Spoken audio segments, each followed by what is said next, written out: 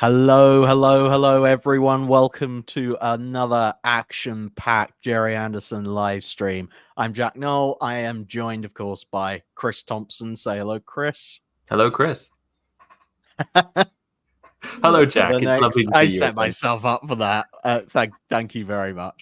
For the next hour or so, we're going to be chatting about the Fireball XL5 technical operations manual, which from today is available to pre-order from the Gerry Anderson store. Chris, of course, is the co-writer and illustrator of that magnificent volume. So we'll be asking him to tell us kind of all about the book, answering all of your questions about what is inside, which is very, very exciting. Later on, we're also going to be talking about another recent release on the Gerry Anderson store, which is the newly restored special edition of The Day After Tomorrow Into Infinity on Blu-ray. So we're going to be chatting about that a little bit. And you know what? If we have time, we'll probably play some games as well, because, of course we will. We always do. But first, yes, everyone, get your questions in for Chris in the chat. Leave them in the chat wherever you are watching this. We'll try to get to as many as possible. Ask him anything you want to know about the technical operations manual, about Fireball XL5 in general, any of the previous technical manuals that have been released, or anything else you fancy, really. Chris, you're up for talking about most things, really, aren't you? Yeah, no, just astrology tips. Hair care. Yeah, he's a fountain of knowledge. You've been a busy boy lately, haven't you? Tell us what you were up to yesterday, also Gerry Anderson related. So me, Andrew Clements, my co-writer on that project as well, and Connor Flanagan, the incredible comic artist, were doing a signing in Forbidden Planet Belfast for this. Terrorhawks, Deep Blue Z. Once again, had a lovely time. Pretty much sold out of the copies that we had there as well, which is quite nice. But it was just really nice to see that there's so much love for Terrorhawks out there. Yeah, in the year of our Lord, still available from the Gerry Anderson store, I believe. So head over to shop.gerryanderson.com to pick that up. And then you're going somewhere tomorrow as well, aren't you? Going to London to the BFI for Horror of Fang Rock. Not Anderson, so we're not going to dwell on it. That's Doctor Who, so we're not allowed to talk about that. But yes, so you are keeping busy. So thank everything you I did in the latter half of 2023 has decided to drop in the 1 week. Well, it's great that you're able to take the time to come and see us this evening. Lots of people saying hello. It's great to see you all commenting. Please do keep bringing your comments in. Let me see. Yes, everyone's already posting their questions, which is great. I will say that the special edition, as of I have just got a message from Jamie. Okay, the special edition. Where are we up to on the numbers? We have 96 left.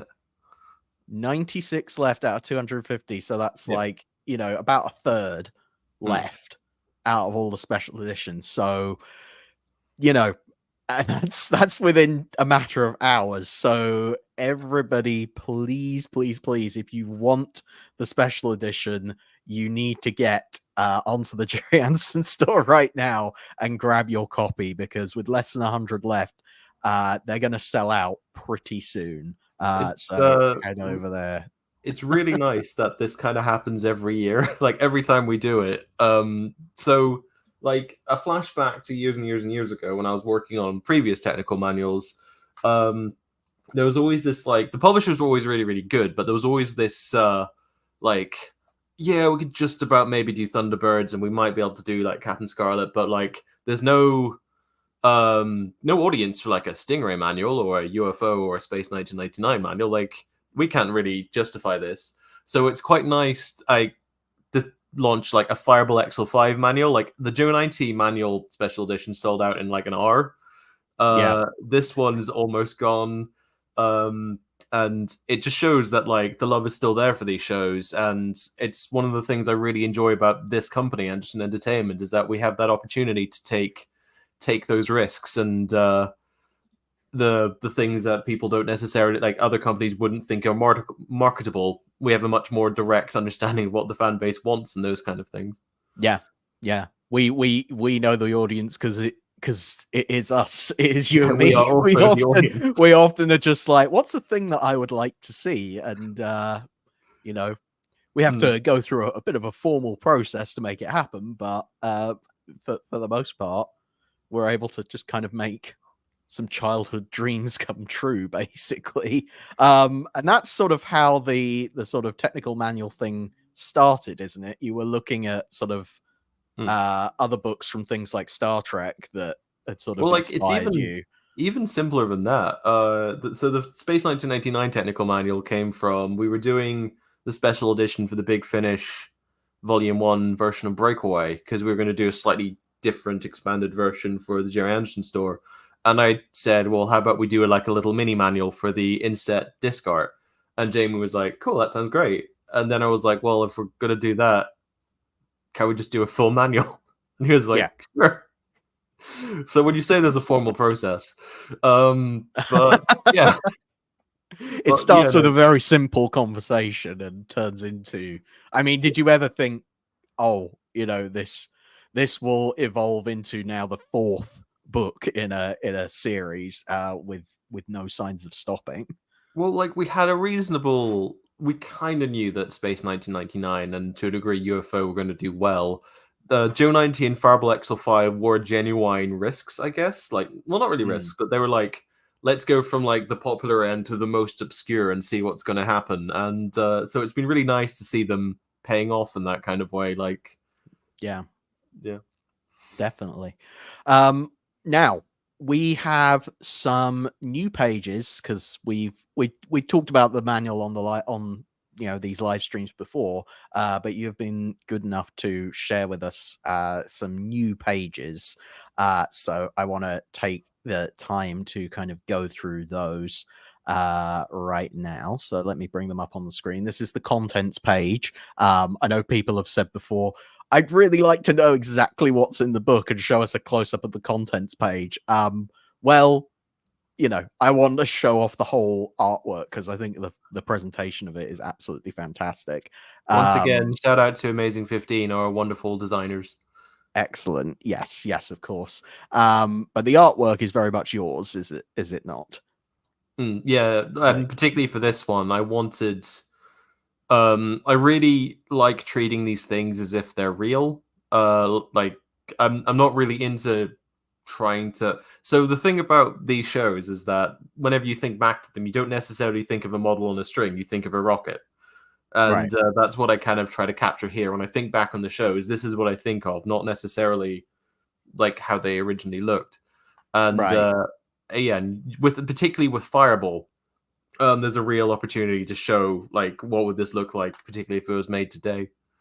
Yeah, you get a real sense of scale from it. Like, it doesn't feel like a model when you're looking at it. It looks like if a rocket was going to take off, this is how much fire and flame and smoke and everything will be billowing around. Like, you get a real sense of the size of the whole thing. So it looks absolutely gorgeous.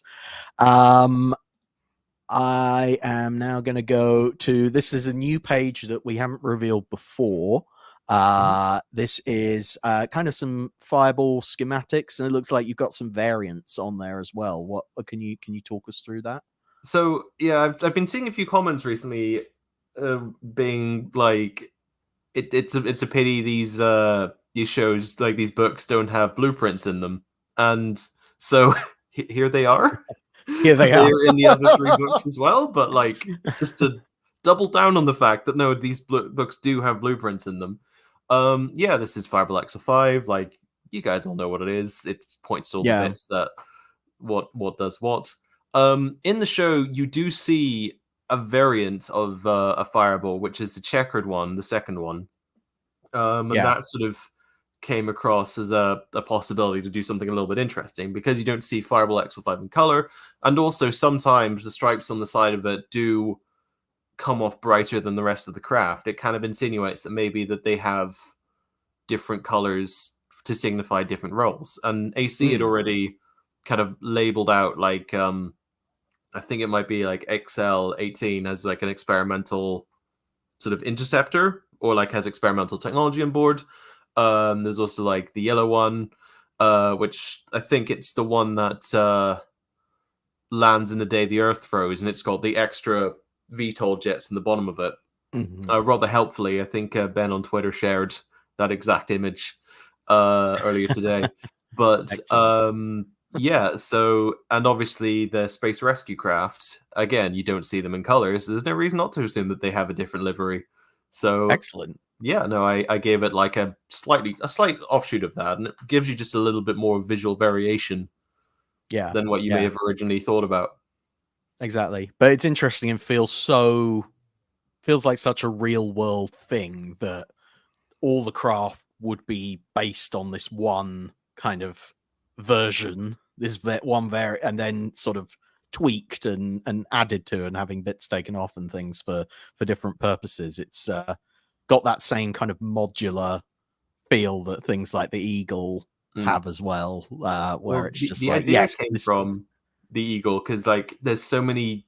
Well, they had 4 different types of Eagle on Space 1999, and whereas in that case they just keep modifying the outside of it. I thought a Fireball might be a bit different. Like they would have one external chassis, and then like behind all the various flaps and ports and stuff, and the interior layout, they're just complete. They could be completely different on the inside. So like I've made a few notes and to say that they're not necessarily standard across the fleet. Yeah. No, that's great, and just kind of fires up the imagination for perhaps, what didn't we see throughout the series? What other variants maybe were there? And I'm sure you go into that a little bit. But just out of interest, like, was there anything that you kind of had free reign to just kind of come up with yourself that we maybe didn't see in the show or didn't see in the comic strips or anything related? Is there anything that's like an original Chris Thompson idea, or did you have enough to work with kind of from the show that you're like, oh, I don't need to kind of fill in any gaps because it's all here already? Well, with Fireball, honestly, not so much. Probably the most new thing in there is actually an AC edition, which was he wrote the Space City section, and as part of that, we do cover the underground Fireball hangars. Okay. So there's the landing pad on the outside, and obviously you see in the show like there's a small roadway where like Fireballs are lifted in and out from, and presumably anything that lands on the landing pad gets dropped through the thing in the bottom, which leaves space all around the underside of Space City for just tons of Fireballs and ancillary craft and things like that. Just a nice, colorful spot, and I was able to base it off. Yeah. There's a single panel from the comic where they go back in time when they have an experimental engine. Okay.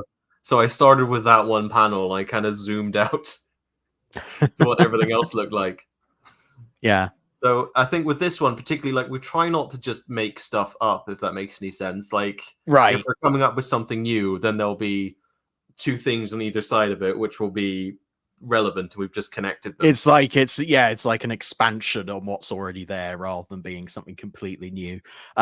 I love this suggestion from Matt Romana that the different colors of ships are like, people in the same way that people, decorate their desks. Well, they actually, funny enough, almost all the Fireballs that you see in the show have a different layout inside their junior. So XL1 and XL7 have different like steering reels. The Fireballs in Invasion Earth, they have their sort of control desks on the opposite sides. XL1 Alpha or Space Rescue 1 has only got one chair, for instance. So there is like already a lot of complete difference across the board in there, which is quite interesting. Yeah. I mean, I'd like to imagine Steve Zodiac is like, I need extra cup holders, for all that coffee he gets through, all that kind of stuff. He would want it, specially customized. Let me see. I want to go back and look at some of the other new pages that you were good enough to provide me with. That is that one. There we go. Okay. So this looks like the Jetmobile and the thruster packs as well. Yeah. On the so the last time we didn't have anything from the equipment section, so here is some of the equipment. So we've got the Jetmobiles and we've got the thruster packs. Little section on how oxygen pills work, which I did some reasonable actual science. I did my best. Really? Yeah. Wow. Like, I mean, how close are we in the real world to developing oxygen pills? Like, would they protect? The problem is not really getting oxygen into your system. The problem is not exploding in the vacuum of space. Right. Somehow this pill manages to do all of that. While getting pelted with radiation and also rapidly changing temperatures between light and shade. But I have come up with an excuse for that as well. So there is it's covered. It's fine. It's don't think about it. It's great. That is amazing. I mean, I don't think the show or the comics did anything to expand on oxygen pills other than these are oxygen pills. They will. Well, no, the comics was just like, we don't use oxygen pills. Oh wow, they're not even in there at all. Yeah. Okay. I think there was some sort of like internal memo with Alan Fennell being like, we're not doing this. Well, fair enough. I mean, you can understand why with the puppets they decided, you know what, we're not gonna haul people in and out of spacesuits all the time, because it would have probably made shooting a lot more complicated. So they're just like, nah, in the future we'll be able to just hang about in space, which is so like just that's the way the Andersons were approaching the future at that time, at least, was just like, yeah, we'll be able to buzz around space and have a good time, and we'll meet some friends, and it'll all be great. It's been a funny full circle coming from Space 1999, right? Or even Joe 90, grim and hostile. Yeah, like space. You have a spacesuit, etc., and like, except for the overall premise of the show, everything on the moon was as scientifically grounded as possible. And then we're over here with like thruster packs and jetmobiles and oxygen pills and all those stuff. Yeah, it's all good fun. I'm not a complaint. I really enjoyed it. Yeah, I'm interested in those thruster packs actually, because I feel like we see a lot of the jetmobiles, but the thruster packs are always just kind of just there, and I don't think they're really talked about too much. What was that like? Kind of, I imagine you must have had to kind of go through and make sure like everything. I don't know. You had to go through the whole show and just pick out all the bits and pieces if the thruster packs or anything like that suddenly acquired a new ability for one episode. You had to kind of incorporate that as well. Well, one thing that I had to do across the board is so the thruster packs do occasionally change design. Like rooms in Fireball completely changed design. So there was a lot of elements of like picking one or just trying to like even out the shape. Because like, for instance, the Fireball XL5's control room does not match the exterior model. The large Fireball Junior model does not match the exterior model. Central control is way wider than it should be on the exterior model. So there's like a whole compromise, I guess, to sort of make sure everything kind of fits. And like, people, like, there may be stuff that would necessarily be inaccurate, but at the same time, it's also like trying to ground it in a real world. Yeah, sort of absolutely. Feel. Yeah. Oh, must have been a crazy time having to, make all those decisions. Was there anything that was like reference as well? Because one of the things I quickly found out was a lot of the color references were taken from a photo shoot that was done towards the end of the show. So like, all the sets were like disassembled, and they had to hastily reassemble them, so they're not necessarily accurate. You always tell by That's the funny. I floor. didn't know that. That's interesting. Yeah, like if you look at the floor, it's a completely different floor that they've put down, which means obviously they've had to deconstruct everything and like put all the relative bits back together. Wow. I mean, it's funny. You think that these, now it would be unimaginable to just like throw a set together for a publicity shoot and just that's it. But of course, back in the day, no one thought, oh, this is going to be scrutinized at Yeah. a very granular level. It's just like, oh, we need a photo of this, so just throw something together. So it's amazing. It's amazing what you have managed to kind of extrapolate from that. It's very, very cool. Next up, we just this looks like the kind of the start of the biography section, which I know AC was kind of more so responsible for. But the first thing I want to call out is the fact that, again, color. Am I right in thinking every single image in this book is in color? There are no black and white images in this book. Excellent. That is, funny enough, the two images we're looking at here were originally in color, so that wasn't really a big deal. But like every other image, every screen grab, by Willow, every screen grab, and sort of general like a lot of the other publicity stuff that was in black and white has been colorized. Which, as Jamie likes to say, I did make a rod from my own back with that. Yeah. Well, David Hirsch thinks you should do the whole thing in monochrome, just so we have an extra variant.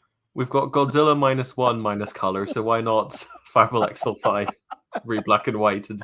I mean, I love the idea of you do all that work to colorize it, and then no, all we want is a black and white version. Actually, thanks very much. I love it. But yeah, these biographies. I know when AC was talking about it before that there wasn't an awful lot of biographical information to work with when it came to Fireball XL5. You know, when we were doing when you and I were doing Joe 90 together, we had a huge wealth of material, like all these biographies that Tony Barwick and Shane Rimmer had written for the characters for that show, none of which turns up on screen. But there were all these details that were, come up with by the people who are writing the show, so it therefore seemed canon. The complete opposite is true for Fireball, and indeed most of the other Anderson shows, really. Those details are not there, and it's a half-hour kind of adventure show, primarily aimed at kids, so you don't need to go too in depth into character backstories on screen, but it looks like what AC has done rather brilliantly with this is kind of taken the small things that are there in the show and been able to expand on it, stitch it together with things from comic strips and from annuals and all the various, spin-off merchandise that's been produced over the past 60 years, and kind of put it together in one place and go, this is the definitive version of this character's biography, and this is everything we know about them, plus a little bit more. I mean, is there a particular favorite biography that you've come across out of everything that AC has put together? Is there a particular character whose backstory you're like, I didn't know that. That's really interesting. Well, more funnily enough, it's more. I just love. He did one for Robert the Robot as well, and Robert's Excellent. in what was it? I moved him to the equipment section because he's technically equipment, but like it still reads like a character biography. It's still basically what AC wrote, but it's just it just really all ties into how completely nuts Professor Matic is, and this man just invented a time machine that changes everything, but then he sort of forgets how to make it for the rest of the series. Exactly. But no, AC has done a wonderful job as ever on these. Yeah, absolutely. I look forward to reading his Zuni, the Lazoon, biography. I'm sure that makes for fascinating reading. Steve Bushell agrees with me that relegating Robert to the equipment section is very, very mean. Well, we How did dare agree he you? wasn't. We already agreed he's an S tier character. So Okay, that is true. He is yeah, still one of the best characters. he Okay, is well, the fair best enough. character. I think that was the only like completely Unanimous unanimous. agreement. Yeah. Yeah. Everybody's still getting in their orders for the standard edition, and make sure you pick up the special edition as well. For this, it's available now on the Gerry Anderson store. I'm actually going to quickly post a link in the chat if I have it. I don't have it, of course. I say that. um, just want to make sure that everyone can get to this as quickly and as easily as possible. If you go to shop.gerryanderson.com and you go to the front page, it's the first thing that you will see there. And as Chris said at the beginning of the stream, the special edition is selling out quite quickly. Yeah. There's less than 100 left. So make sure if you want a special edition, you pick one up. Let's actually have a quick chat about what's included in the special edition version. Chris, can you kind of go through everything that is included there in the special edition, because it really is a fantastic package that's been put together? Okay, well, we have a really, really lovely box that's been designed by Amazing 15. We have the book. We have a series of art prints in that rather funky vanilla folder, which consists of the galactic map, a size chart of all the craft that's covered within the book, the lovely, one of my favorite art pieces I did for the project, which was like that little WSP fleet image. We have our certificate of authenticity, which doubles as the little ID card. We have a cosplayer-sized patch, which the measurements for were provided by Willow, and then we have Fireball XL5 Cloud of a Billion Lights. Ooh, That was all. that's a lot of stuff. That's a lot of stuff, and it's a good little variety of things there. I mean, the art prints for me personally, those are the highlight. I love the map of all the different sectors there, because you see in the show a map of the various different sectors and how space is divided up. But so what you see is if you figured that out. If you look at that little illustration there, what you see is the sort of the top three, or yeah, in that image there, it'd be like the most upper three of the sectors, 25 and whichever, Right. but they would renumber them throughout the show in order to be other sectors. So I think that's how it's presented for the most part in the first episode and a few others. Fair enough. They had a second map which they used, which I borrowed the shapes from, I think, to signify. There was like a light on it. I can't quite remember the episode offhandedly, but like it is technically in there. I have tried to mention as many planets that's in both the comics and the show, and I've tried to assign them a location which would make sense within the context of the show. So sometimes there's no reference, so you can stick them in any sector, but some of the planets are specifically Sector 25 or have to be between Sector 1 and 25 for like story reasons. So like I didn't just make a random graphical map. There is actual. So you have basically mapped a good chunk of the universe, Yes, is what you're me, saying. an adult man in the year 2024, took time out of his day to work out the possible location of every planet in the Fireball XL5 universe. I mean, I think that's a heck of a good deal. Not only you get the book, but you also get a map of the universe. That's like That's it's a pretty good chunk if it's like every planet from Fireball XL5.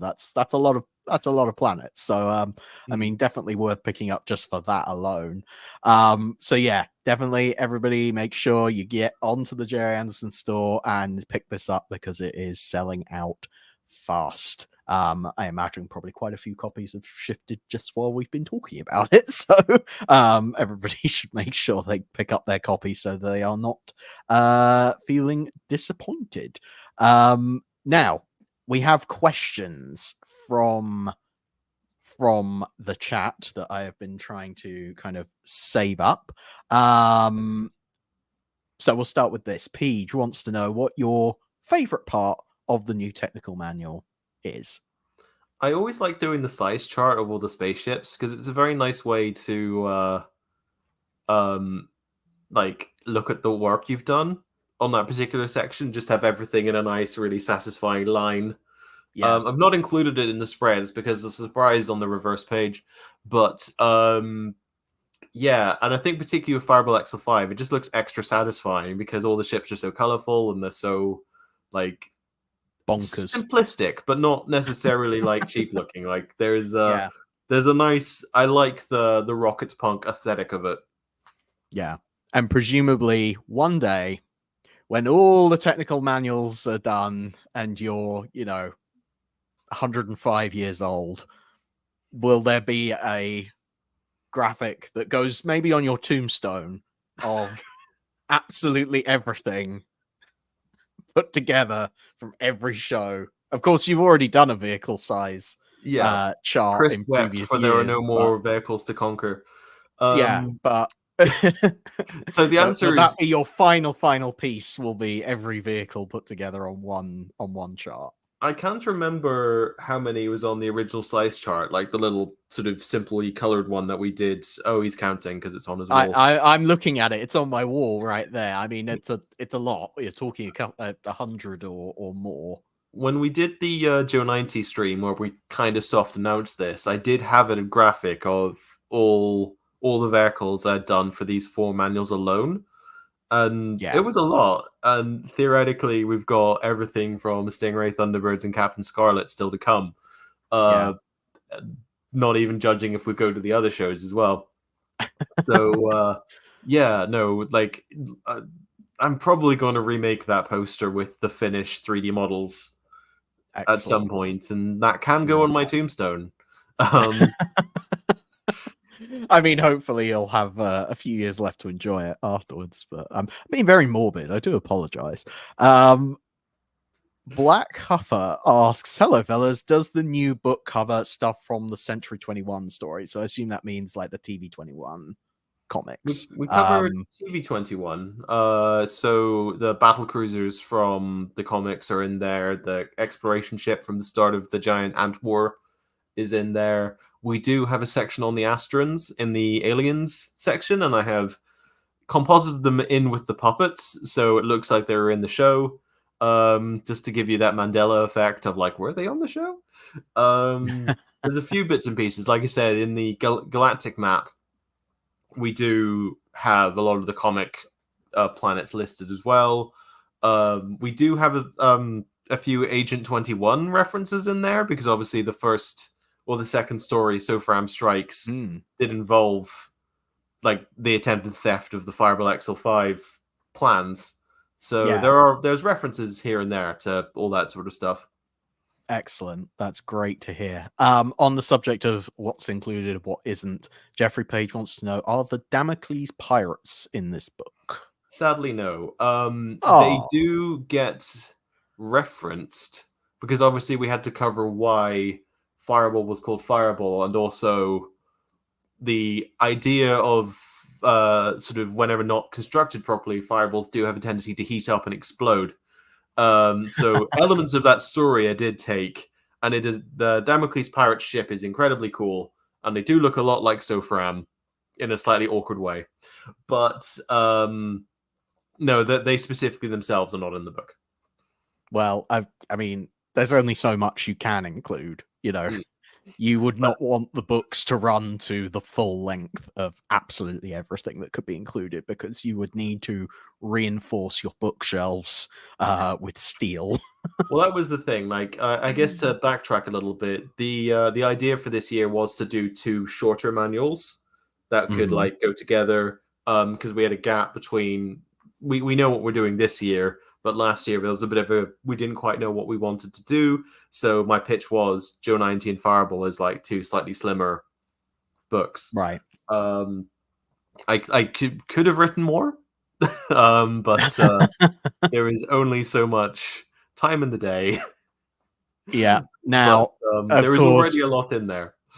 On the subject, I mean, everyone is asking this. It's the most common question that I've seen. Everyone wants to know what's coming next. Could it be Stingray? Could it be Captain Scarlet? Could it be Thunderbirds? Could it be Doppelganger? That's an odd choice. Could it be Terrorhawks? And more beyond. I personally, I mean, I'm still waiting for the Investigator technical manual to come along. I think obviously there's huge potential there. But I'm guessing you are not allowed to tease what's coming next. But probably not. But there is another in the pipeline right now that we're working on. We're already hard working on the next one. Yeah, I mean, that's fair enough. You don't want to kind of spoil the surprise. Let's see. Going back to Robert the Robot, Terrence Mann would love to know kind of just what makes him tick, like fundamentally, like how was he built, I guess. What is his motivation? So it's a mix. It's part AC to handle that one, and it's part sort of biography, I guess, as well as like a little bit of an in-depth of his inception.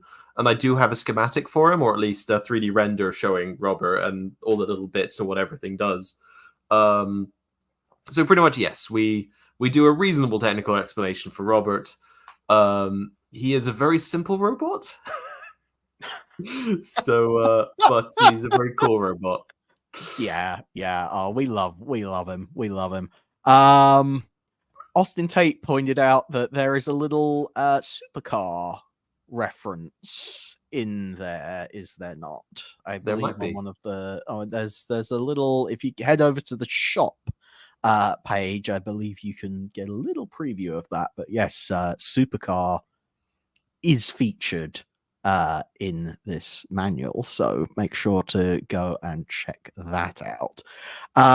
We mentioned this earlier, but Roger Morgan wants to know if you explain oxygen pills, because he never bought it.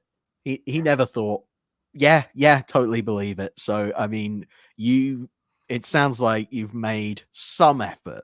I have made an attempt. Oxygen pills plausible. Yeah, no, an attempt was made. We're trying our best. Fair enough. Smarch wants to know, are there profiles of Zero's wife and son? So there is a profile of Zero that does somewhat cover his wife and Jonathan. Okay, so they haven't kind of got the full treatment, but why do we put Jonathan on our tier list? It was near at the bottom, wasn't it? Jonathan Zero was a fairly not the most popular character, shall we say. And I mean, not going to be much of a biography to write either, because he's not done very much. So fair enough that he's kind of included in the section with Commander Zero. Kind of the whole family is included there. Excellent. That is good to hear.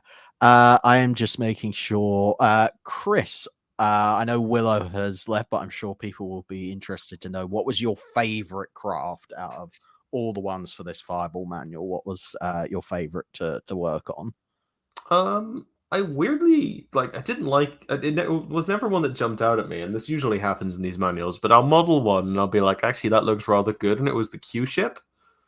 So they have the space freighters from the Space Pirate episode, and they have outfitted one as a Q ship, so it's like secretly has an arsenal inside, and I don't know, it just was quite satisfying to make.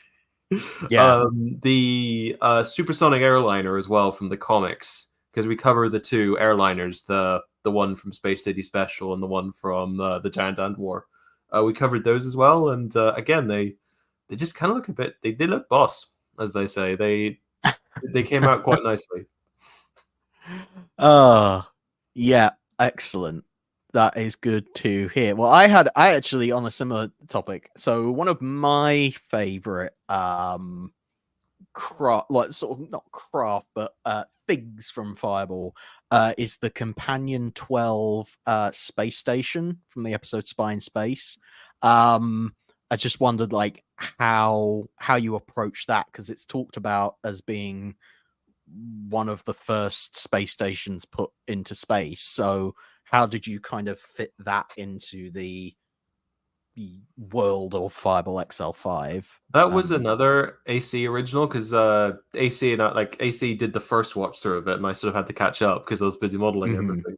But it was named after the 12 nations that funded its construction. Fair enough. So yeah, because I just really I love that episode. I really enjoy those little bits of world building that just come up in that. So that is really excellent. The funky synthy music, and I know that was one of the first ones I watched, and I remember really vibing with it too. Yeah. This is a good question from Icecap. The UFO and the Space 1999 manuals, the previous ones, do you know if those are going to be available again in the future? Because I know I believe they're sold out right now on the Gerry Anderson store. I believe they are. As far as I'm aware, I did send off some subtle corrections for them not too long ago, so I'm assuming they'll be back in stock. I didn't realize they'd gone out of stock, funnily enough, but I'm sure they'll be back soon. Yeah. So I think there are plans afoot to maybe get them back in place. I mean, everyone's posted some fantastic questions. Thank you so much for joining in with the conversation there. It has been really good to chat and kind of pick Chris's brains about all things Fireball XL5. I did want to go on a little bit of a tangent now to talk about Deep Blue Z. I totally picked the wrong image there. This is what I was aiming to show, but missed. The Day After Tomorrow Into Infinity on Blu-ray, also available from the Gerry Anderson store right now, limited to 1,000 copies. This also includes, so everything that's included here is the film restored using AI to upscaled into HD. It's also got a brand new documentary which is 40 minutes long, which features Nick Tate and Brian Blessed, and that's put together by Mr. Chris Dale himself. So that's going to be very informative and full of information. We have a 10-minute documentary called The Music After Tomorrow, which is all about Derek Wadsworth, who did the music for that little film. We have an audio commentary with Brian Blessed and Catherine Levy, as well as behind the scenes production stills and all that kind of thing. I'm gonna show a little bit of a teaser now, because some people may not know what The Day After Tomorrow is or was, so I'm just going to show you a short clip now.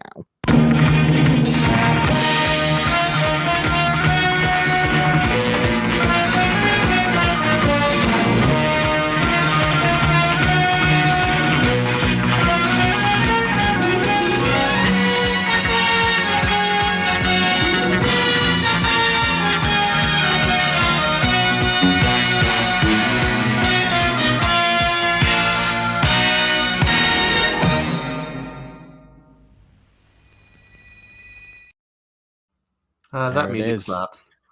I love that tune. Isn't it a really good theme tune? Like, it is so good. I love it. I'm really excited to see this coming out on Blu-ray. It's actually, I'm gonna say it's probably, do I want to say this? It might be my favorite live action Anderson production. I really, really enjoy it, and I wish that it had been a full series, because it's got the slick production values of Space 1999, but that slightly more family-friendly atmosphere to it that I just think it just makes it fun, but it's also got that serious scientific edge to it. I mean, there's so many times when the family's life is in peril throughout the whole thing. I should explain actually kind of what this whole thing is. So The Day After Tomorrow was produced in between the first season and the second season of Space 1999, and it is about this crew, this two families who are taking a trip on the lightship Altares and going out into the universe, flying faster than the speed of light. Or at least that's the intention, that's the aim of going out on this mission, to explore the stars and just see what's out there, and potentially live out the rest of their lives exploring the universe. And it was kind of pitched as a sort of educational film, and there's a lot of references to Einstein's theory of relativity and that kind of thing. The Doppler But effect, I do the remember. Doppler effect as well is mentioned in depth as well, and it's just really nice. It's just got a nice balance between the high drama, the action, because of course you've got special effects in there by Brian Johnson, and the spaceship designed by Martin Bauer as well. So yeah, you've got that Space 1999 feel of really beautiful cinematic model shots and action pieces, but you've also got the light, I don't know, as I say, family atmosphere behind it. All the performances are excellent. Brian Blessed, of course, is really good in it. Joanna Dunham, Nick Tate, of course, Captain Alan Carter from Space 1999, playing a similar character to his Space 1999 counterpart, but with a more fatherly, I don't know, maybe slightly more in charge type of role for him.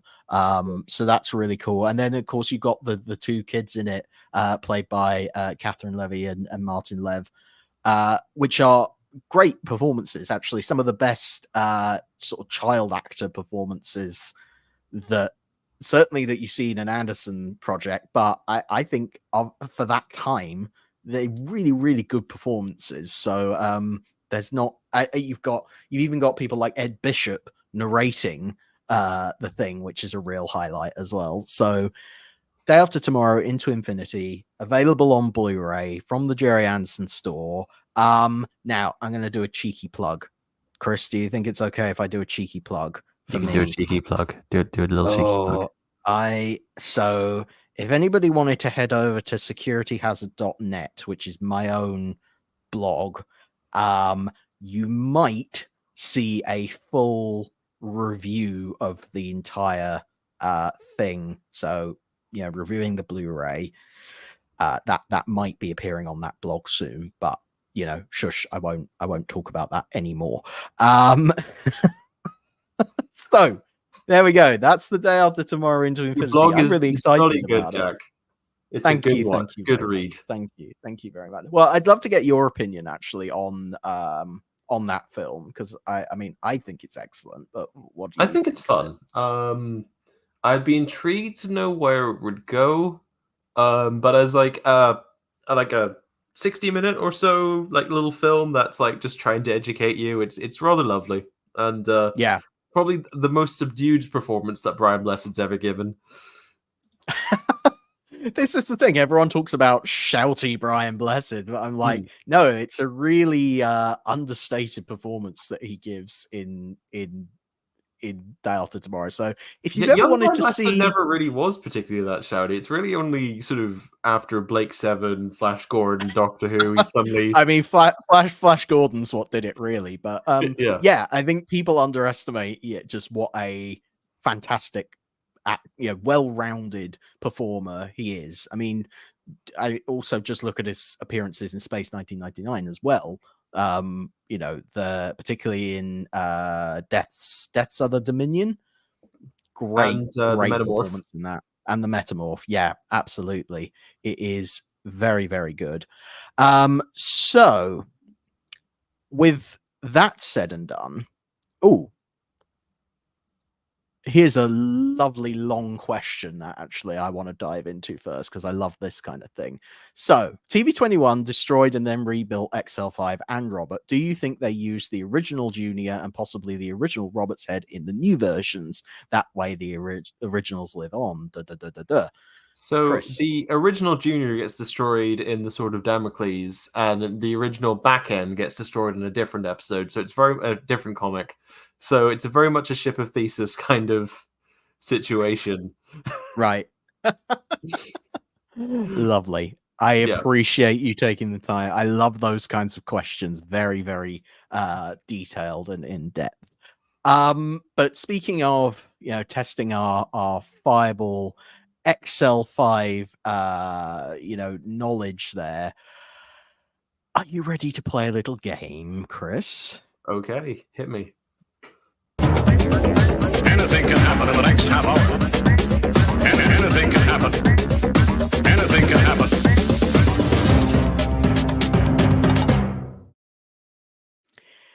Yes, it's the game that I am trying desperately to make a thing in every single live stream I do, and eventually I really hope it will catch on. But for the time being, here we go. At least Steve is kind of up for a game. That's good to hear. So I'm going to play in a clip from Fireball XL5, and I'm going to ask Chris and our audience to maybe suggest what might happen next. And, this could be a sensible suggestion, or, we could delve into the realms of fantasy if anyone would like to imagine something weird and wonderful that's going to happen next. So we're going to start off with a clip from an episode which I've already mentioned. I have a lot of fondness for, which is Spy in Space. So this is Steve Zodiac and Mr. Space Spy coming back onto the space station. Here we go.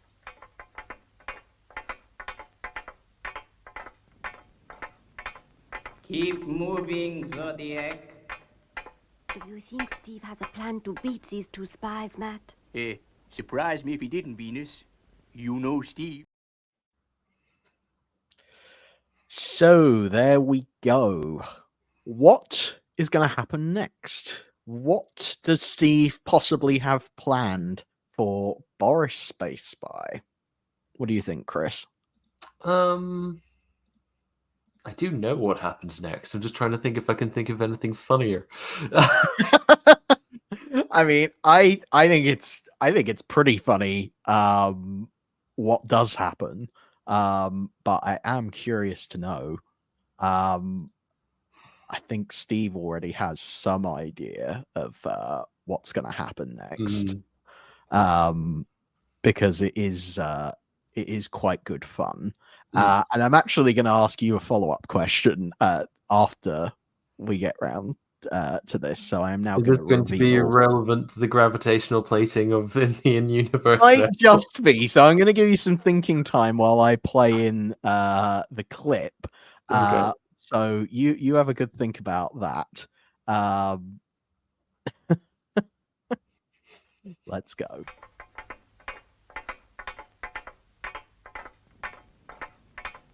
Keep moving, Zodiac. Do you think Steve has a plan to beat these two spies, Matt? Surprise me if he didn't, Venus. You know Steve. Are you ready, my love? What? Pete! What has happened? Guess your magnetic soul plates finally broke loose, Boris. Please, Zodiac, Professor. Oh. You two, fix his boots at once. And no tricks. Better take your boots off, Boris. Now get on with the work, Zodiac. Please hurry. Being weightless makes me ill. So there we have it. So Chris, of course, I'm going to ask you, magnetic soul plates. What's that all about? So they actually specifically say in the episode that they need to turn off. So whatever way Fireball's gravitational field works, though how they stick to the floor, if they don't turn it off, they'll get sucked into the space station, which I think is quite interesting. But it also insinuates because the space station's so old, it doesn't actually have a gravitational, artificial gravity even. yeah, so I think that's just a nice little bit of world building that the original crew did, and also quite fun that the entire plot of the episode hinges on the fact that Mr. Space Spy doesn't know how to attach his magnetic plates to his own boots. Yeah. I mean, they're an interesting pair of villains, the Space Spies. They're not talked about very much, but they make a few appearances in Fireball XL5. They're incompetent to the extreme, really, aren't they? It's quite funny in I think it's Convict in Space, where they go up against an actual villain. Yeah, and they're just like, oh no, we're completely out of our depth. exactly. Yeah. You suddenly realize, oh wait, they're not very good. Well, speaking of villains, we're going to take a look at the episode Plant Man from Space, which has a fantastic alien in it, and of course Dr. Roots, who is the villain of the piece. So let's take a look at this clip. You see, you're far too inquisitive. He's crazy. Plumb crazy. It's horrible. Not horrible, my dear Venus. You will make a beautiful chloroform.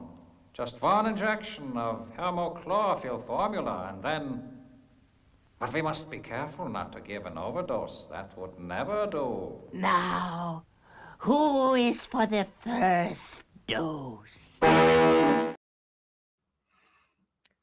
Who is for the first dose? Chris, what do you think is I going to think happen we're next? about to witness the most incredibly choreographed fight in television history. You think? Yeah. Do you really think that? I think so. I think like Jackie Chan is going to be sitting there taking notes. I think it's going to be pretty good.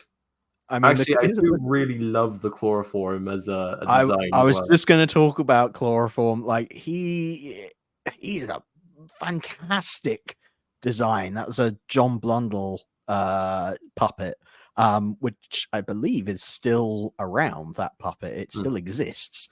It is a fantastic alien, and I'm just wondering, like, out of all the alien species that you had to kind of talk about within the technical manual, were there any others that particularly kind of stood out to you as, oh, that's an interesting kind of civilization that's out there in space? Were there any particular ones that stood out to you? Astrons. The Astrons, right? Okay, this is the hill you're prepared to die on.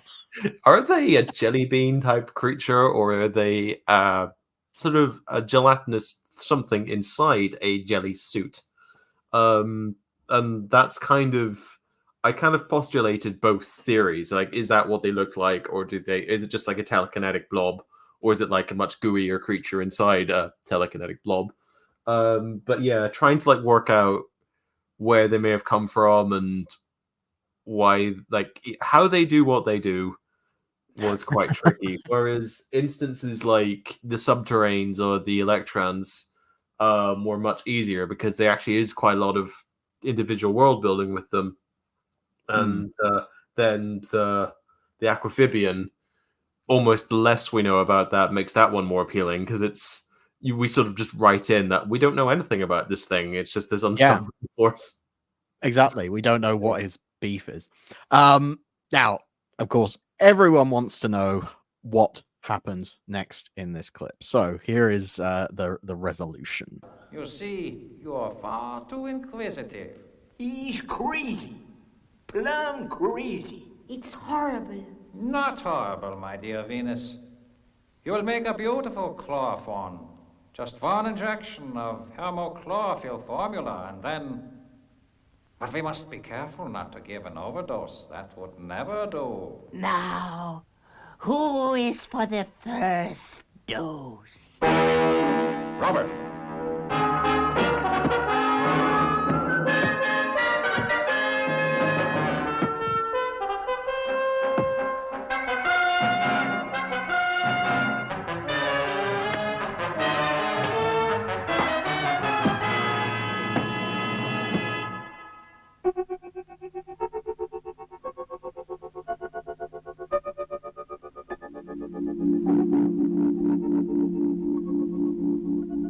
You see, you can't use a hypodermic on a robot, Doctor.